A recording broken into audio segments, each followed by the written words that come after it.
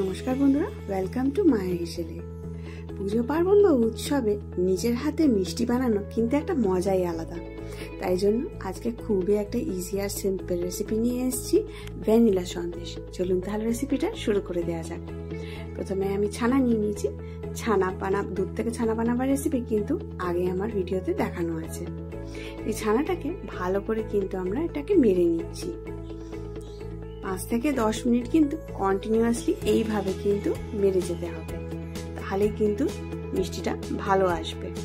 যত ভালো করে এটাকে মারা হবে ততই কিন্তু মিষ্টি ভালো হবে, ততই ফাইন হবে।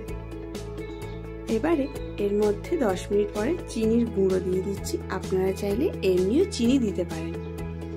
3 চামচ মতন এখানেতে চিনির পাউডার দিয়ে দেওয়া হলো। ভালো করে এটাকে মেখে নেওয়া হচ্ছে, আর দেওয়া হচ্ছে এর মধ্যে অল্প একটু ভালো ঘি। ভালো করে মেখে আবারও এটাকে একইভাবে মেরে নেওয়া হচ্ছে।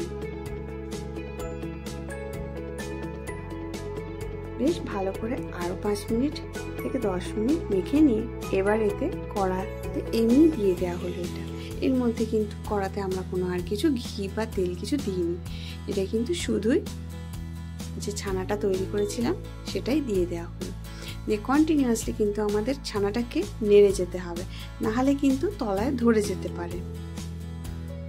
যখন কড়া থেকে ছেড়ে ছেড়ে আসবে তখনই কিন্তু আমাদের সন্দেশটা কিন্তু রেডি হয়ে এসছে।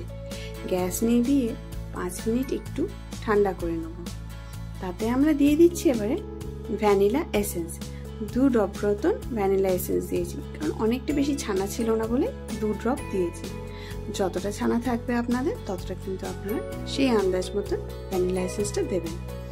এরপরে ভালো করে ঠান্ডা হয়ে গেলে এটাকে ছোট ছোট করে লেচি কেটে নেওয়া হচ্ছে।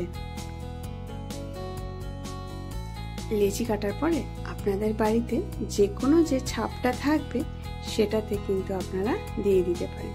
আপনারা যদি ছাপ ছাড়াও করতে পারেন, কোনো যদি আপনারা ট্রের মধ্যে এটাকে চৌকো চৌকো শেপেও কিন্তু কেটে দিতে পারেন।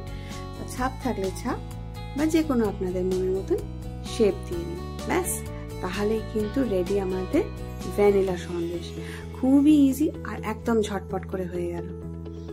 রেসিপিটা ভালো লাগলে একটা লাইক, শেয়ার আর সাবস্ক্রাইব করে দেবেন।